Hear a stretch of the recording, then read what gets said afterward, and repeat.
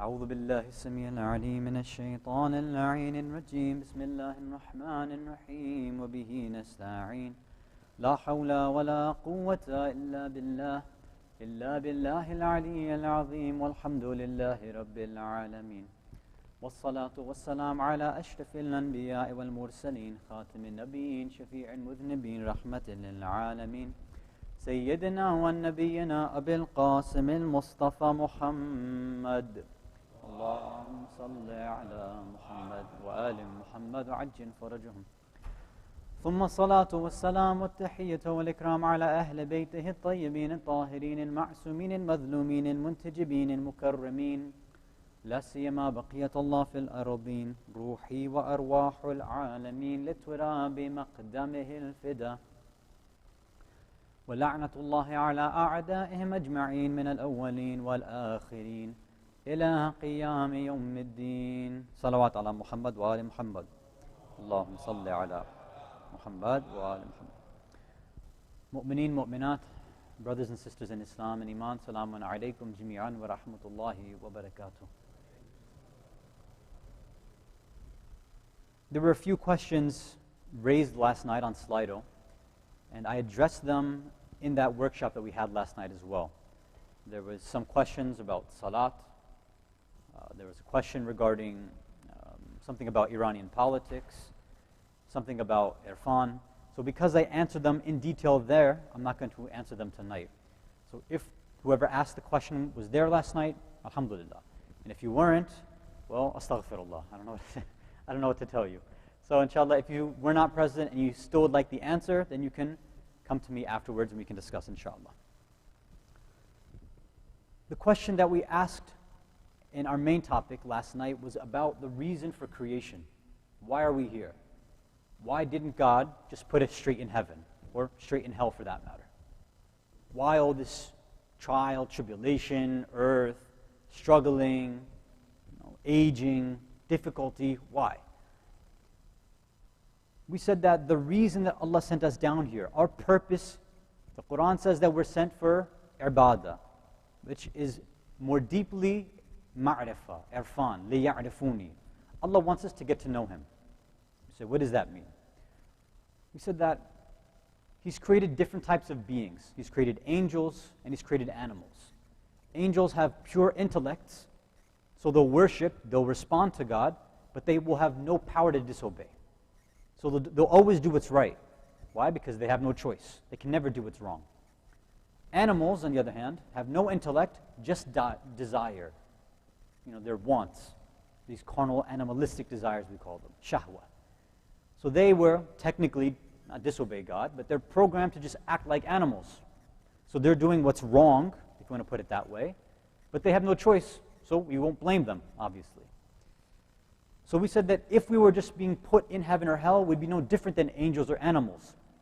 We wouldn't understand or enjoy what would happen there. Or even in hell, we wouldn't feel any pain. It wouldn't mean anything to us. We said, what gives us meaning? How does free will work into this equation? Why is it there? And we said that in order for us to understand the value of good, the value of evil, to enjoy things and sometimes even feel pain, this will make us truly appreciate heaven and truly appreciate hell.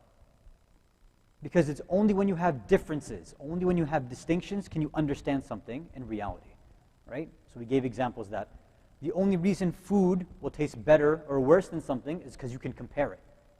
You have good food and you have evil food, right? For example, if it's not cooked that well. You have something that feels good and something that doesn't feel good. It feels bad, it feels uncomfortable. Things look good, they look beautiful. In contrast to things which look ugly or look, let's say ugly. I don't want to say look evil, but sometimes people have that kind of evil look on their face, right? So because of that distinction, now we can recognize perfection. Allah said, recognize me. What is Allah? Pure goodness, pure perfection. And if we can, in order for us to truly understand pure goodness, pure perfection, Allah sent us here to see what is pure evil, what is pure imperfection. So that when we go on the day of judgment and we're chosen to go to either heaven or hell based on our own actions, then it'll have value, then it'll have merit. then truly with our intellects there, we'll say, yes, I belong in heaven or I belong in hell. This is what we said last night. But there is still one question remaining. We gave the example of sending someone to school, sending your kids to school. We said there's two ways you can look at the question, right? You can say, well, what's the purpose of a school? We said it's to prepare your kids for life, right? To give you some sort of information and knowledge. But there's another way of approaching the question saying, why do the parents send the kids? Maybe it's in line with the purpose of the school. Maybe the parents send the school so that they can get the knowledge, so that they can get ready for life. Sometimes it's another reason. Sometimes you send your kids just to get rid of them, right? So you have a free day because they're bothering you all day. Or sometimes you do it based on cultural, societal pressures. Sometimes you have no choice, right? There's a lot of different reasons that the person who's doing the sending, they have their own reason in mind. So now we have this same question in regards to creation. We found out last night what the purpose of mankind is. Why are we here? To reach perfection and to understand imperfection so we can value it. Fine. But did God need to do that? Is that why God himself created us? Or did he have another reason in mind? Salawat ala Muhammad wa ala Muhammad.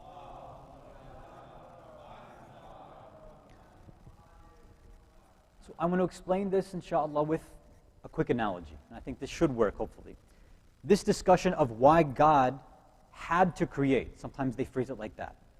They say, did God have to create? Did he need to create? And we say God doesn't need anything, right? So why did he have to do this? Right? Maybe he just didn't, what if he didn't make anything at all? Would he still be any less godly than he actually is? So we have to figure this out. So this question is discussed in aqa'id and more importantly in philosophy, usually for a while. I'm going to try to give one analogy. Hopefully it'll be simple enough that everyone here at any age level could understand, inshallah. So now let me give another analogy for some of us to understand. So I use the analogy of school. I want to use something else too, because I've been requested multiple nights to talk about Superman again, so I have to follow that feedback and I got to talk about Superman one more time. Okay. So when Superman was sent down to Earth, he had a purpose, right? His purpose, the reason that he was sent down to Earth was to be a hope and a savior for mankind, right? To use his powers to defeat evil, something like that. But now we ask, when his parents, when they sent him down, right, is that the same reason that they had in their minds too? Did they send him from Krypton to Earth so that he can be a hope for mankind because of the superpowers and things like that? And some will say no. The only reason that they sent him away from Krypton, sent him to Earth, is because their planet was about to blow up. So sometimes the reason you have for doing something is not the actual reason that happens, why somebody's sent down or why something happens. So there's your quick 1-minute Superman analogy. Okay, now let's get back to figuring out why God does what he does. Why did he do this? Why did he create? Imagine somebody comes for iftar and they walk in with a pizza pie, right? 8 slices. And it's not just a normal pizza pie. Let's just say it's stuffed crust, maybe extra cheese. No, it's warm still, so that smell is all throughout the dining hall. Everybody inhales it, right? Everybody's starving, they're hungry. So this person comes, sits down, puts that whole pie in front of him, the box of pizza in front of him. So people come, obviously they're going to crowd around him. They're expecting that he's going to share, right? Like, okay, he's got this whole pizza to himself. I'm sure he's going to want to share. So a bunch of people crowd around him. He opens the box. They see 8 beautiful slices. Like, okay, some of those have to be ours. So first, he takes one slice, starts eating it, looks around at everybody, and says nothing. Now, everybody's thinking, okay, he's not going to offer. I guess we're going to have to be a little immodest and ask him, hey, do you mind if we have a slice? And he just looks, eating, saying, yeah, I do mind. Sorry, I'm not going to share. He finishes his one slice and says, well, now I'm full, closes the box, takes it, and walks away. So now, what's in everybody's mind, besides wanting to send la'nat on this person? They're like, okay, you only ate one slice, and then you were full. You had 7 other slices, and there are other people available. You could have shared it with them. You didn't need those other slices. Why didn't you give it out?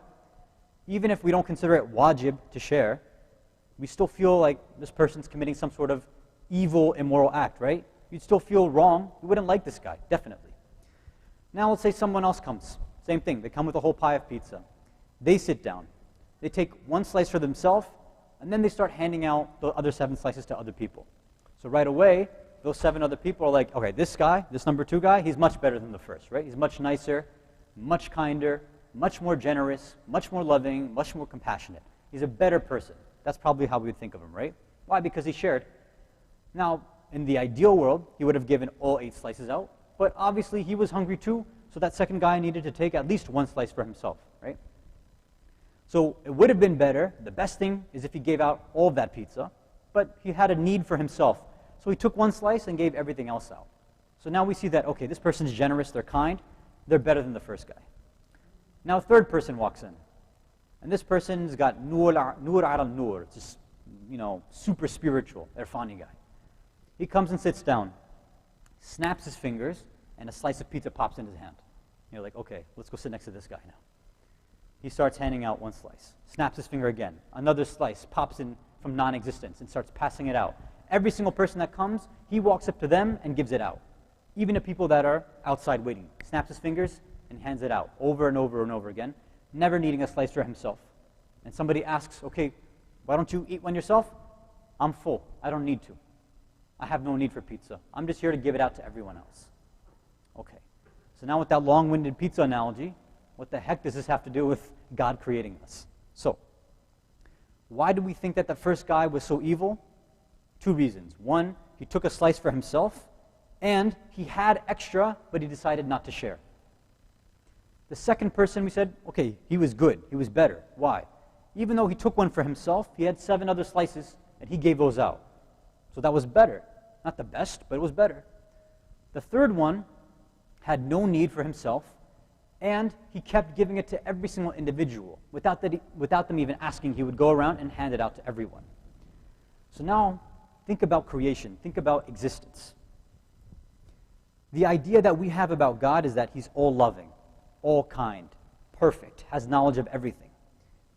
If God didn't create, if He didn't give out existence, then would He still be loving? Would He still be kind? Would He still be generous? If He had the power to make something come into life, to give us life, but He didn't give it, then He wouldn't be Ar-Rahman, Ar-Rahim. Or one of the most beautiful names they say is Al-Fayyad, the one who overflows with generosity. So why does God create? Because He is God. It's His nature. He has no choice. It's within His very essence that He has to give out everything that He has. So now He also sees that, okay, God has knowledge of everything, right? So that means He also knows Himself. And of course, He's going to know Himself better than anybody else can know Him. So He takes a look at Himself. He sees perfection, pure goodness. He says, now I have the ability to show this perfection and to show this goodness to everything else, to other creations. So I'll create individuals, all types of individuals, all types of creations, and then I'll give them the ability to become perfect if they want to. And I'll give them the ability to reach this perfection by their own free will. Because if I force them to do it, they won't enjoy it. They won't have that pure perfection. So in that analogy we gave, it's like God is like that third one. He has no need Himself. He doesn't need to create. He doesn't need to give out pizza. He doesn't need to give us life. Out of His own generosity, because He doesn't lose anything, and because He knows everybody else wants it. We all want life. We all want existence, so He gives it to all of us out of His love, mercy, compassion, and kindness. And on top of that, He says, I won't just make you, but I'll give you hidayah. I'll send you prophets. I'll send you books, holy books. I'll send you imams. I'll send you scholars. I'll give you these places where you can worship me, and you can come together, and you can build these relationships, and you can constantly improve yourself. And even if you make mistakes, even if you sin, I'll give you so many different ways for forgiveness that hopefully, inshallah, we never end up in hellfire. This is that overflowing generosity of God, and that's why He created us. Salawat ala Muhammad wa ala Muhammad. So hopefully the pizza analogy worked for you. So that's all I wanted to talk about as far as this discussion today. Tomorrow we're going to continue on the topic that we left about self-control. Right? We were talking about fasting, taqwa, what's the connection? So we needed to talk about this first. We need to understand what's our purpose. What was God's purpose in sending us? Now that we know, our job is to become perfect individuals, perfect creations, insan-e kamil. If that's our job and it makes sense, now we can go ahead and figure out, okay, what do we do?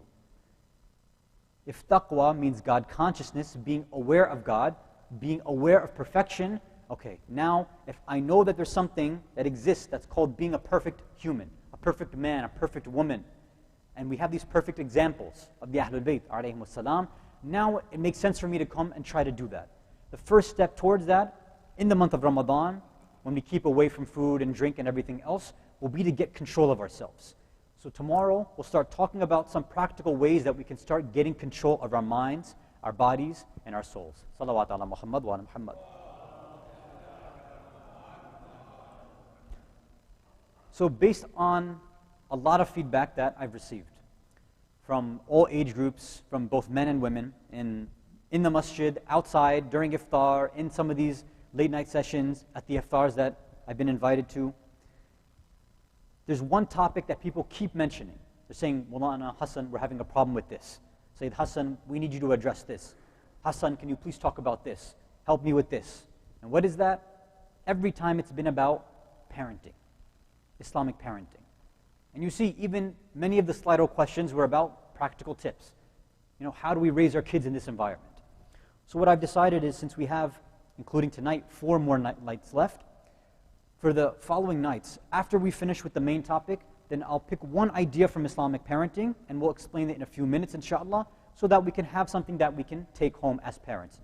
Salawat ala Muhammad wa ala Muhammad. So as many of you are aware of, as we've mentioned before, in the ahadith, in our narrations, it talks about 3 stages for parenting, or rather 3 stages in the life of a child. The first stage is from birth to 7 years old. The second stage is from 7 years old till about 14 or 15. And that final stage is about 14, 15 till 21. So they say 0 to 7 is the most essential. When your child is born, and of course there's other things before they're conceived. There's a lot of ahkam, mustahabbat, but that's a separate topic. I don't want to address that. I'm talking now specifically and giving pointers for those who have kids, especially young kids. What we need to keep in mind is this 0 to 7 phase is so important. If you mess this up, then expect problems when they hit the 7 to 14 phase, and expect many, many more problems when they hit 14 to 21. One of the main issues people talk about, and they raise to me, is my teenager is disobedient, doesn't listen to me, she runs around, she's doing this, she's materialistic, he does this, he's rude. What do I do? Well, there's no quick answer. There's no special ta'weez or anything. You can't throw special water on them and make it go away. It's not going to work like that. They needed attention and love and communication and compassion in that 0 to 7 phase. If that wasn't there, then there's going to be natural consequences from those other age groups. If your child's a bit older, let's say 21 and up, according to some narrations, they say you've kind of lost the battle because you had those critical years to try to build them, to try to give them an Islamic upbringing. Now that you've lost that, if they're 21 plus, then you kind of have to put it in Allah's hands now. I'm not saying that you completely leave them alone, but you have to kind of at least admit that it's going to be very, very tough to inculcate them, teach them, and train them from that age forward. So let's focus back on, let's go one tip for 0 to 7. So many parents complain about their children throwing temper tantrums, screaming, crying uncontrollably, throwing things everywhere, right? Some kids I've seen, if they get upset, they start slapping themselves, or they start hitting other kids. Or I've seen one child who goes and bangs his head against the wall, right? So there's 2 different ways you can handle that.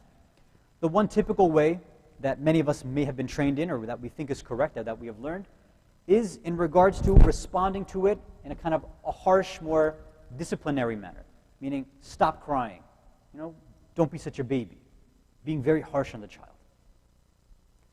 This method, in both Western psychology and Western child psychology and Islamic psychology, does not work. Remember, the key point in that 0 to 7 phase is that child is your Sayyid. That child is your Sayyida. That child is your Malik or Malika. It's your king, your master. Or the way that, the analogy that I've given to some is that it's your really kind of incompetent and dumb boss, right? Your boss sometimes makes some pretty foolish decisions. But you can't just go up to them and say, stop crying, or stop doing this, stop investing in this stock. You obviously can't talk to your boss like that. You have to have a little tact, right? You have to speak in a way that you get your point across with love, compassion, and you make them come to the conclusion, right? You tell them directly, then you're going to be praying for a lot more risk when you come to the masjid because you're going to lose your job. So you can't speak like that to your boss. In the same way, you can't speak like that to your children. They're your masters. That essential thing is two parts. That one part is so that child to allow their nafs to develop. They're supposed to throw these tantrums. They're supposed to get a hold of and understand their own emotions. The other part is that this is the strongest and most essential training grounds for parents themselves. For those parents who get impatient quick, who get emotional and sensitive very quickly, these children have been sent for you to perfect your patience. They've been sent for you as a test, to destroy your ego. Now, why are they throwing these tantrums? That's the question. Why are they crying? Why are they throwing a fuss? Why are they hitting somebody? Why are they screaming? You're supposed to figure out what's the essential thing that caused this. And according to one philosophy, the cause is me, the parent. I didn't do something, or I did something to make this child break away from me. You can blame it on food, or you can blame it on lack of sleep, or they didn't take their nap, or something like that. Or they've been watching too much TV, or anything. But the fact of the matter is, you allowed for all that. If they didn't eat, then you didn't feed them. That's your fault, not the child's fault. And you could respond and say, well, they're putting up a fuss, they're not eating. Well, did you go through every single process possible? Like I know some parents say, my child won't sit in their seat, they won't sit in one place and take bites. They keep running around. Who said that your child has to sit in one place? Why don't you follow your child around while they're playing and feed them as they go? Why did we become so lazy all of a sudden? Where did our energy go? Yes, we're tired from work maybe, or we're tired because of other household chores. But the child shouldn't suffer because of our lack of energy. The child shouldn't suffer because of our lack of patience. If you put in the effort, you'll see what happens. That child then will want to play with you. They'll want to communicate with you. And then later on, as those 0 to 7 years build up, they'll start connecting to you in a way that you expect them to in that 7 to 14 phase, where they'll start wanting to take your advice. They'll start wanting to listen to what you say. And that's when you can start being a bit more, not harsh, but you can start laying down some rules. You can start advising them a bit more and controlling their life a bit more. If you do that from the early stages, they'll break away, 100%. So, the way to kind of respond to these things, so one of the hadith that we have from Rasulullah sallallahu alayhi wa sallam, Allahumma salli ala Muhammad wa ala Muhammad, is that however much you put an effort in trying to calm your child down, to stop their crying in a loving, positive, kind way, not a harsh way. However much you try to do that, that's how much Allah will grant you higher and higher levels of heaven. Now, to summarize, either you can step in when your child is having a tantrum and try to shut them down and say, don't cry. Some people might say, man up. Be a big boy, be a big girl, don't cry. You might not give them what they want. Take away a phone or not give them the food or candy or drink that they want. The Islamic child psychology, Islamic child parenting says no. In this phase, give them what they want, right? If they're not asking for something that's going to harm them physically, harm them spiritually, give it to them. If they're crying for a little TV, if they're crying for some candy, it's okay. Those first 7 years are meant for you to be lenient. As you show that leniency, little by little, you have to start training them. More tips, inshallah, will start from tomorrow night. Sallu ala Muhammad wa ala Muhammad. So inshallah, if there's any questions, they can put it up and we can answer those. Before we go on to the questions, there's one other piece of advice and just kind of disclaimer, maybe warning that we wanted to offer. As many of you know, tomorrow will be the unity iftar, right? Intra-faith. So there'll be members from the Sunni school of thought, the Ahlul Sunnah, who will be at this masjid tomorrow. So what should we do? How should our interaction be with them? Now we know that, and some of these questions were asked on Slido, I think last week, regarding Sunni versus Shia time of breaking the fast. And I mentioned then is that this is a misconception that we have within our school of thought. There is no such thing as Sunni versus Shia time. That's not the case. Some of our maraji, let me not say many, Some of our maraji, even contemporary ones, believe that the time of Maghrib, the time of breaking the fast, is at sunset. Others, for example, like Ayatul Sistani, may Allah protect him and all of our maraji, he has the later time, right? Which is about approximately 15 or 20 minutes after sunset. So it's not just this Sunni Shia idea. It's one time that many Sunni scholars have, and Sunnis believe in, and some Shia scholars, and then a later time, which is about 10, 15, 20 minutes later, that more contemporary Shia scholars have. So let's not divide things when our scholars have no division like that themselves. Let's not break it away like that. Now, because of unity, and because the majority of the followers here are followers of Ayatul Sistani, and follow him, and his fatwa that it's ihtiyat wajib, that you follow the later time. So based on that, we will continue, as we've always done every night, that later time, which is approximately 8:32, 3, something like that, yeah? So now, if somebody comes and asks you a question, you don't have to start making this a Sunni Shia thing, because it's not the case. Hopefully now you have the information. And of course, if you don't follow Ayatul Sistani, you can check with your own marja, respectively. The other thing to keep in mind is, if someone wants to come and ask you questions, if you don't know, please say you don't know. Don't make up things as you go along, because it's going to make our school of thought look really, really bad. Saying I don't know is much better than making something up or even lying. Right? It doesn't reflect well on us. Saying I don't know is a sign of humility. Right? Now, as far as the namaz and prayer is concerned, like I said, it's going to happen at 8:32-ish, right? 8:32 or 3. If other members who are here that you've never seen before are asking, because maybe they break their time earlier at sunset, because the schedule basically will be after the program is finished, then they will advise people, for those who want to break their fast, they can go in the dining hall and break their fast. Then there will be Quran happening here simultaneously. After the Quran is finished, then the adhan will start and we'll have salah. So if somebody comes and asks you, let them know what the breakdown is. Let them know that we're going to have Quran during that time, and we will attempt and we encourage everyone, regardless of what time they normally pray, what time that they normally fast, to please pray together in jama'at, regardless of your background, at that later time, when we're all trying to pray together. This is what you can try to advise them. So even if something happens where you see individuals praying earlier, my humble advice to all of you is to wait for the second time, so that we see that there's a sense of unity among our jama'at. So inshallah, we'll continue with our topics tomorrow night. Oh, there we go. Something did happen. Okay. What happens if we do everything you said? We do. But our kids are still bad kids who do bad things like drugs. Well, first I would ask, how do you know if you're doing everything that Islamic scholars are saying? That's one thing. Sometimes we feel like we're being good parents. We feel like we're being lenient. We feel like we're following all the traditions of the... Oh man, they're coming more and more. We feel like we're following everything we should be. But who knows? Have you ever actually seen? Now, the ahadith from the Ahlul-bayt said, if you do X, Y, Z, you should get a certain result. Now, of course, at the end of the day, the child will still have free will. And that's the toughest thing for a parent. You can give them all the education, all the training, follow everything to the T of what the Ahlul-bayt have instructed, from 0 to 7, 7 to 14, and 14 to 21. You can do all of that. If your child still, for example, chooses a non-Islamic, a non-Muslim life, it's between them and Allah. What the ahadith say is that after 21, you've done all that you can do. Now it's in their hands. Now your wazifa, your obligation, your duty is gone. It's done. It's up to them now to make their choice. If you've prepared them properly, hopefully they'll make the right choice. And as parents, especially for the mothers here, even if your kids end up doing bad things in your opinion, or off doing whatever, if your dua is still there for your kids, I guarantee they'll come back. The dua of a mother is something that we should never forget.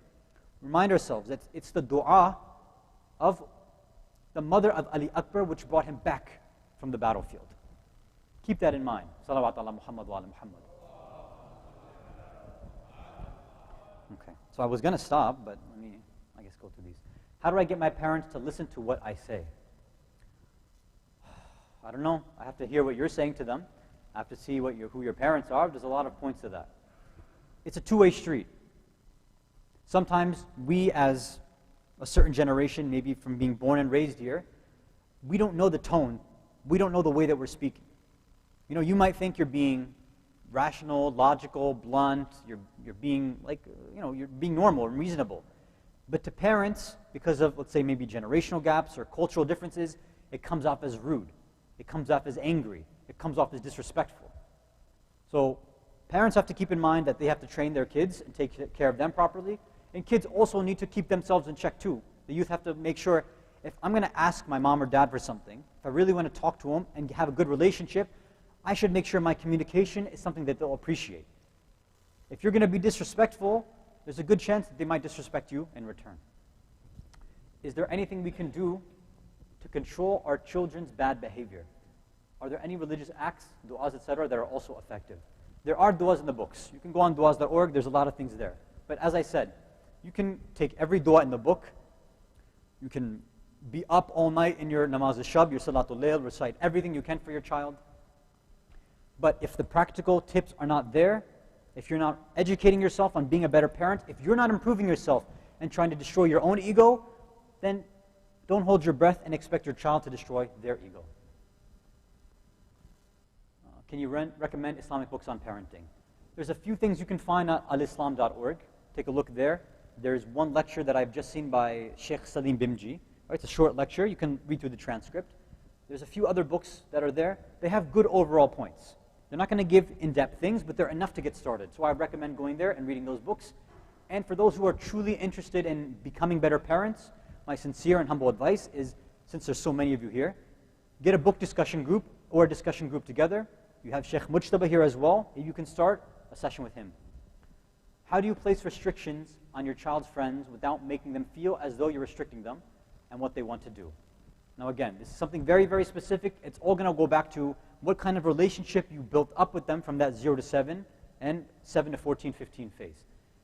It's very tough for you to kind of say, listen, I don't like this kid, I don't like this friend, get rid of them. That's probably not going to work.